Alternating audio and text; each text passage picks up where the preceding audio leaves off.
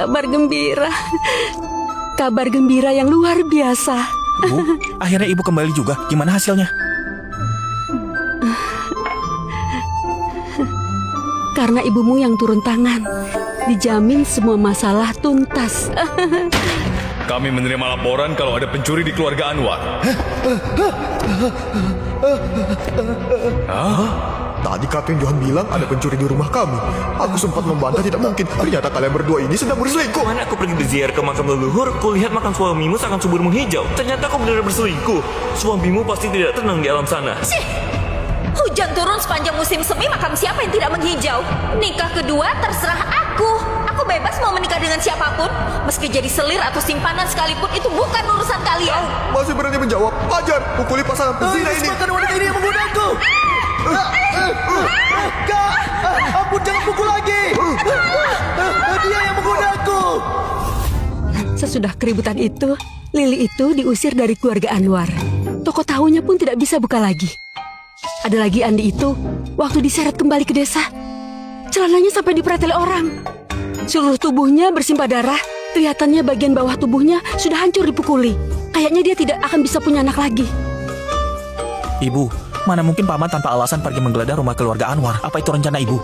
Ibu cuma minta pamanmu menyelidiki. Salah Andi sendiri yang berkelakuan tidak benar, sampai kena batunya sendiri.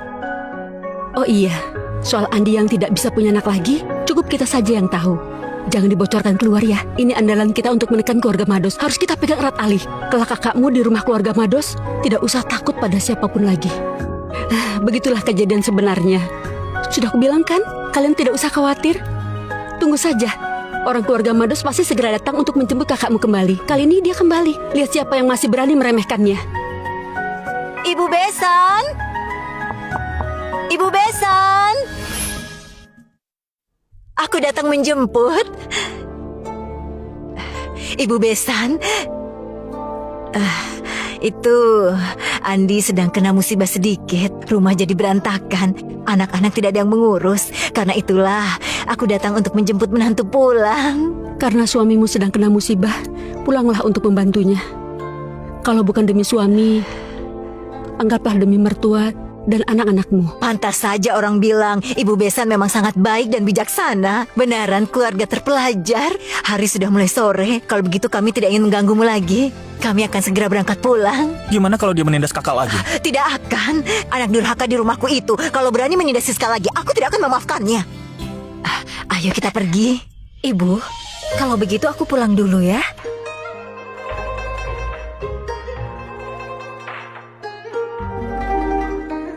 Memukuli Andi memang bikin puas, tapi sesudah itu hidup tetap harus dijalani kayak biasa. Citra, Ibu?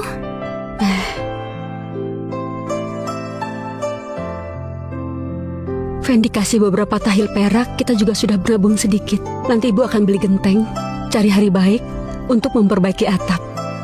Kalau masih ada sisa, ibu beli beberapa meter kain baru untuk membuat baju baru Yuna. Ibu, baju Yuna masih bisa dipermak untuk dipakai. Jadi tidak usah buat baru.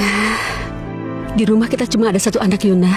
Sekarang kita sudah punya sedikit uang, jangan sampai menyusahkan anak. Kau juga tahu kan, ibu paling suka dengan anak-anak. Antara ibu mertua dan menantu, ibu akan bicara terus terang saja. Di keluarga kita cuma ada Yuna. Saat berziarah ke makam, cuma ada Fendi seorang diri. Tanpa adanya keturunan laki-laki, kita akan selalu jadi bahan tertawaan di desa. Orang-orang sering bergosip di belakang kita. Bukannya ibu ingin mendesakmu, tapi begitu Yuna dewasa, dia akan menikah. Begitu ibu mati nanti, semua akan selesai bagi ibu. Tapi gimana dengan nasibmu waktu tua nanti? Kau harus punya anak laki-laki jadi pelindung. Dunia memang kayak ini. Tapi punya anak laki-laki atau perempuan bukan hal yang bisa aku kendalikan. Namanya juga suami istri, cuma urusan itu saja. Dicoba terus saja, nanti juga berhasil. Begitu Yuna sudah besar nanti, kalau terjadi suatu masalah di masa depan, tidak akan ada saudara laki-laki yang bisa membelanya. Kau juga sudah jadi seorang ibu. Pikirkanlah baik-baik. Ibu, aku juga sudah mengerti. Fendi belakangan ini kayaknya sedang kerasukan hantu. Tapi entah dari mana datangnya hantu baik ini. Setiap malam aku selalu menunggunya tidur bersama, tapi dia malah bersikap sangat sopan. Jangan-jangan dia kerasukan hantu Kasim. Ini bukan apa-apa, tunggu saja. Ibu, Citra. Hari ini aku beli daging. Cuaca panas, daging tidak tahan lama. Masak semuanya. Malam ini kita makan daging kecap. Kalian ada masalah apa? Tidak ada apa-apa. Hah? Fendi, minum obatnya. Kalian mau apa? Aku kan tidak sakit. Nak, kalau sakit harus diobati. Hah? Hah? Ibu, aku tidak sakit. Hari ini, pokoknya hari ini, kau harus minum obat ini. Hah? Fendi, minumlah. Obat ini tidak pahit kok. Kami tidak akan mencelakaimu. Nak, ini obat penguat. Ibu lihat kau lelah belajar belakangan ini. Jadi sengaja belikan obat penguat.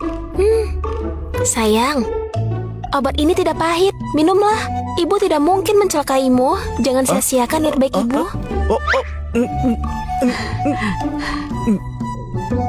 Pahit sih tidak.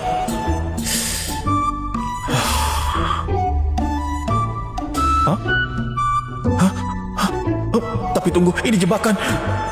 Wanita di bawah gunung adalah harimau.